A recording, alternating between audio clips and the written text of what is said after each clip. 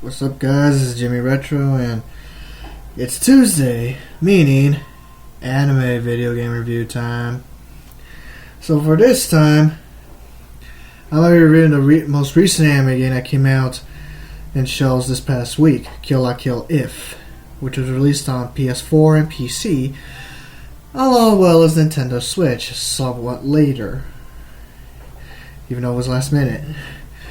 What I'm going to tackle here is the fine technique, graphics, frame rate, which version has it better, and which version does it worse. And yes, I did play and purchase both versions. I got them both at GameStop on Saturday, and I played them out. So now that it's review time, we'll see if it's worth buying on your Switch, or if it's worth buying on your PS4, or if you should just wait till the price drops, or just not get it at all. So, let's begin. Let's start with the basics. So, Kill La Kill If is a video game, obviously, based on the popular anime series that showed up back in 2013/14, depending on your region. And it tells a whole new perspective of the story. As in the show, you see the story through Ryuko Matoi's eyes. This time around, you view it through the eyes of her arch nemesis, Satsuki Kiryuin, and her glorious story of how she deems humans to be worthless and clothing, etc., etc. And I'll tell about it. It has the basic features that a fighting game has, like a story mode, versus mode, online mode, customization, you know it. However, the story mode is a bit short. And that's shameful considering that Arc System Works actually worked with Studio Trigger themselves, along with the original writer of this show himself or herself, I don't know, to undergo supervision of the game and see if it's emulated as close as possible as to the show. And my honest position is, story-wise, they could have done better. I mean, there was so much potential. I mean, aside from the fact that there was a bunch of cutscenes, the Switch version has the awful lip sync, and PS4 version sort of has censorship, but they kind of mask it well considering how the show handled it. And other than that, they could have done well with the story. Versus mode, it's a bit better. I mean, once you play the game, it's Pokken Tournament. It looks like it got some inspiration from Pokken Tournament, judging by the roaming arenas. But yet it sticks to the control schemes of traditional fighters.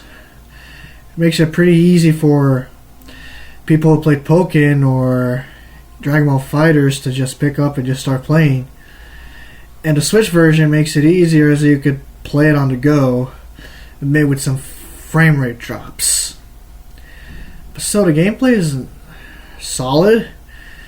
60 FPS per second for both versions, although the Switch and PS4 kind of both have their respective drops, most notable within special attack activations or when you're deemed really close or far away from your opponent. The online mode is okay. I feel like it could have worked better. As for roster, it's a bit short considering the small cast of characters, which notably might be bigger through the use of DLC or original chapters and all that stuff. Though it's pretty kind of expensive to market a game containing a 2-hour story mode, bit of versus and online. It was a small roster for about $60, don't you think? Well, then again, it applied to me since I got it for about 20 due to some trade-in offers at GameStop. And, well, for those of you who didn't know, including myself, there was a special edition of the game that was released on both Switch and PS4, which contained plush, the game itself, what looks like a vinyl record, and some artwork. Man, I should have known. But, well, you win some, you lose some. Other than that, there's not really much to say about the game. Oh yeah, I forgot. Which version does it better? Well, let's start with the Switch version. For starters, pros of the Switch version: gaming on the go, really good frame rate for handheld mode,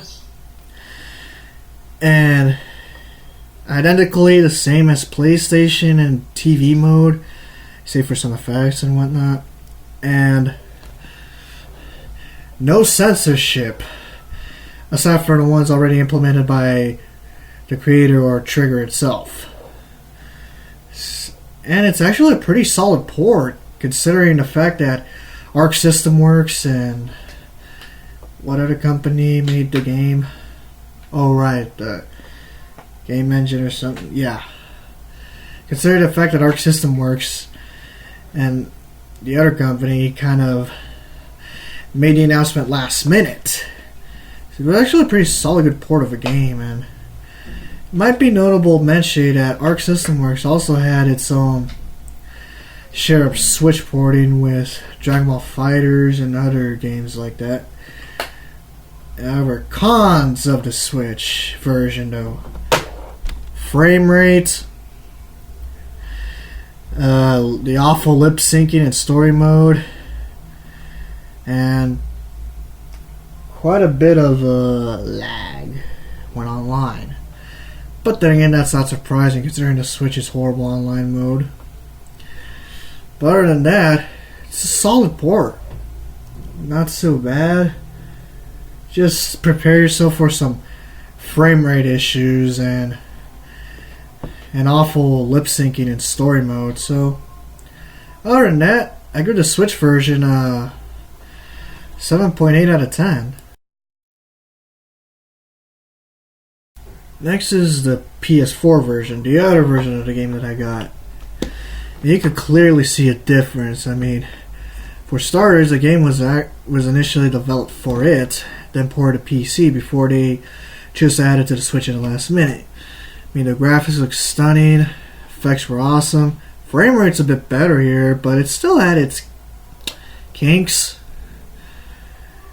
But aside from that, there's not so much to say about it, except for the fact that story mode is a bit better with the lip sync and all that.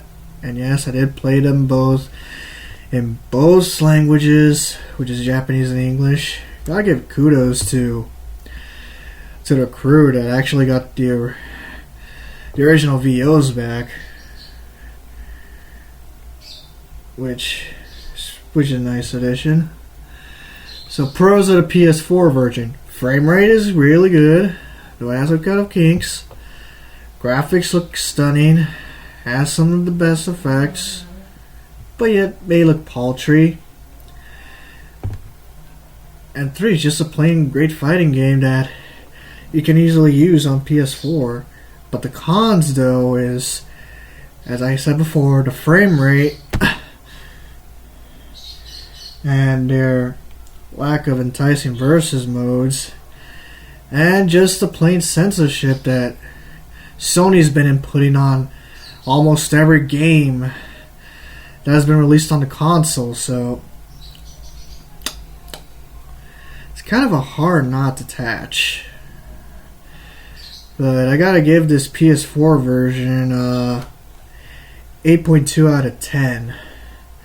Which, considering that it's shown how the developers put most of their money and resources onto the PS4, it still fell short on DLC. Well, not exactly DLC. On characters, gameplay, story, and pretty much Sony's plain meddling into censorship. So yeah.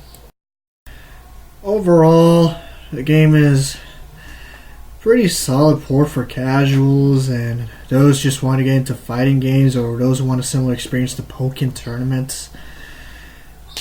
But overall, don't expect much from it because, well, it's short and incredibly expensive for a game containing little content. I mean, it could price it, I don't know, $39.99 or maybe, heck, even $50 at most. Because there's no way this game is worth $60. But still, either way, both ports alongside the PC are pretty identical at best. I mean, they all got the same mode, same content, same everything, save for Sony censorship policies. And overall, it's a good game, but it's just lacking a bit of everything. So yeah. So the overall score I'd give would be, on the retro meter, would be, let's see, 79 out of 100. So, in my point of view, it passes, but doesn't really pass. I mean, because, well, like I said, it lacks a bit of everything, although it's a pretty good solid port. Great for those who are fans of the series, or fans of anime in general, that want more anime fighting games that they just can't get enough of watching Jump Force out of their heads. So yeah.